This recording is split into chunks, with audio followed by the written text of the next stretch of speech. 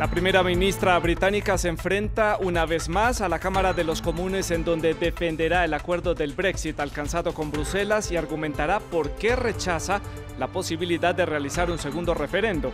Tenemos ampliación de este tema desde la ciudad de Londres. Y en medio de las manifestaciones de los chalecos amarillos en Francia, el gobierno dio más detalles de las concesiones dadas por el presidente Emmanuel Macron para satisfacer a los manifestantes. Dichas medidas todavía deben ser aprobadas por el Parlamento francés.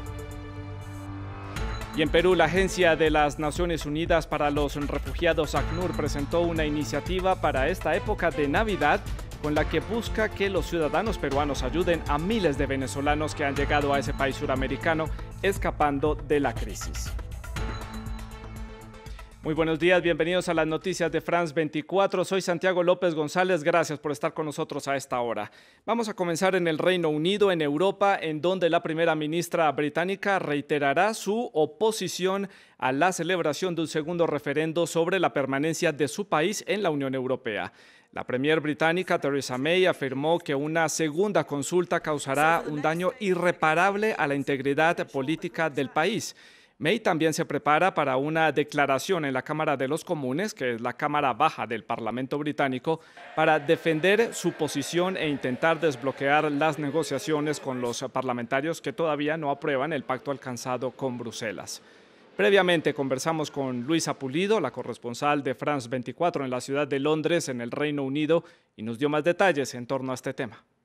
La de esta tarde será una jornada bien importante. La primera ministra volverá al Parlamento después del que podría considerarse un fracaso en la cumbre de Europa, ya que no consiguió lo que esperaba, que la Unión Europea por lo menos contemplara la posibilidad de reabrir el acuerdo del Brexit, que como sabemos no gusta a nivel interno. La primera ministra también se encontrará en la Cámara de los Comunes, un ambiente cada vez más creciente para pedir un segundo referendo.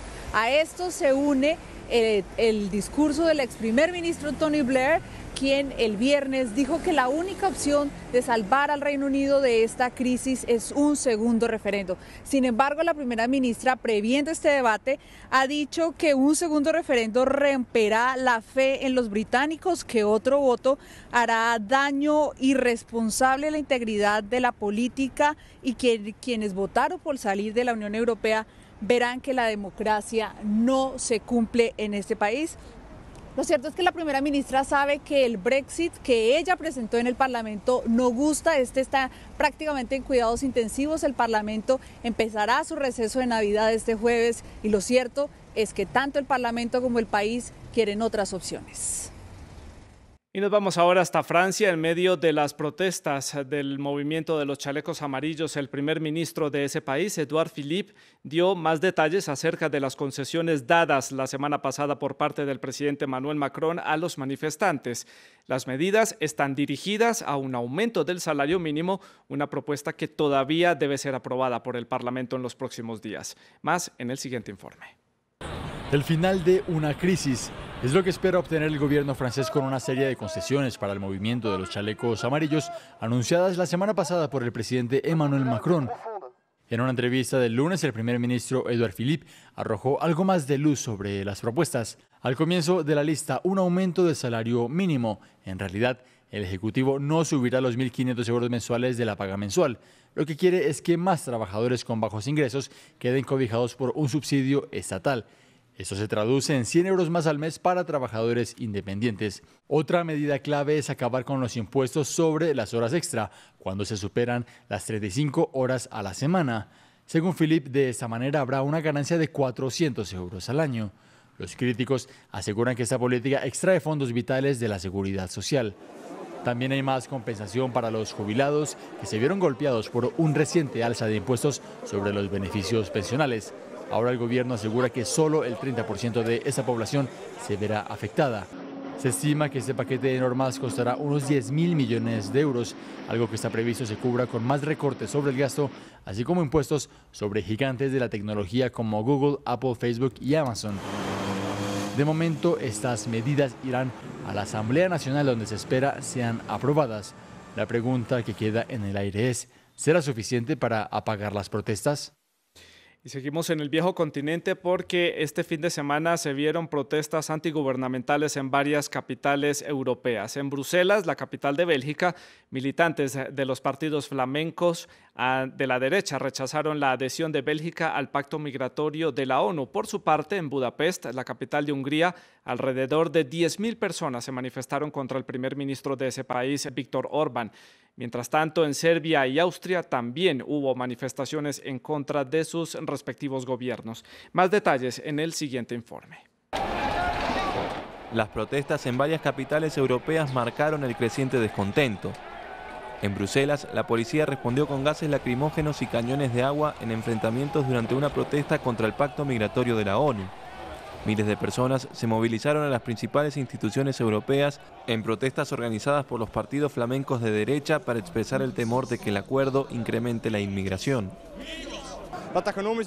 Pensamos que es una decisión antidemocrática, tomada por un gobierno de minoría y una minoría de la población belga.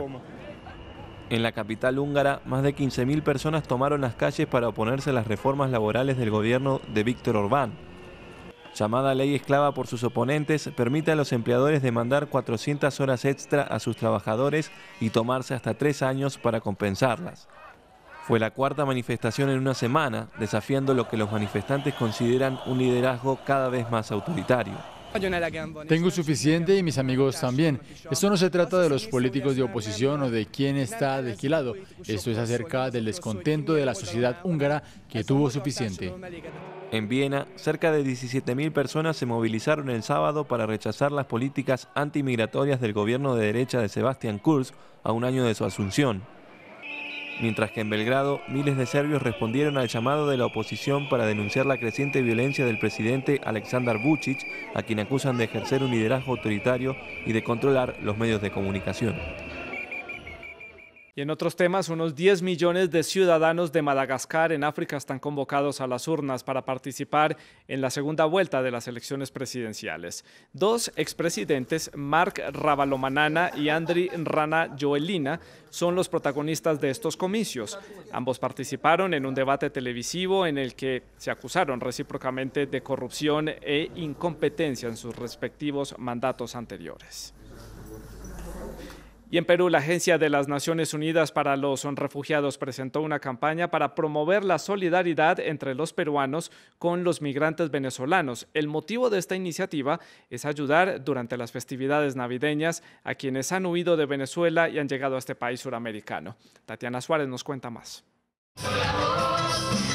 Estar lejos de casa se vuelve aún más difícil en la temporada navideña. Los migrantes venezolanos que han llegado a Perú en medio de la crisis que vive su país fueron sorprendidos por la solidaridad de un grupo de peruanos que con alimentos, bebidas y actividades compartieron una chocolatada. Uno se siente en familia, ya que nuestra familia en sí está en Venezuela, pero gracias aquí por los peruanos nosotros tenemos esta gratitud y por lo menos nos sentimos como en casa, pues. Esto nos pone a nosotros un poquito más nostálgicos, ¿verdad? Porque este es como quien dice, es la familia que venimos que extrañamos allá y la buscamos acá. Entonces, el calor del venezolano acá en Perú es muy importante para nosotros. La reunión hizo parte de la campaña Tu casa es mi casa, organizada por la Agencia de las Naciones Unidas para los Refugiados, con la que buscan promover la solidaridad con los venezolanos. Tu casa es mi causa es una campaña que busca impulsar la solidaridad, festejar lo que ya está pasando en el Perú. En el Perú estamos viendo que muchos peruanos y peruanas han abierto sus puertas, sus casas, sus brazos a las familias venezolanas que están siendo obligadas a salir de su país. Entonces en Navidades pensamos, bueno, es el mejor momento para que la gente pueda convivir, conocerse, intercambiar un poquito de chocolate, panetón, pan de jamón y convivir y conocerse.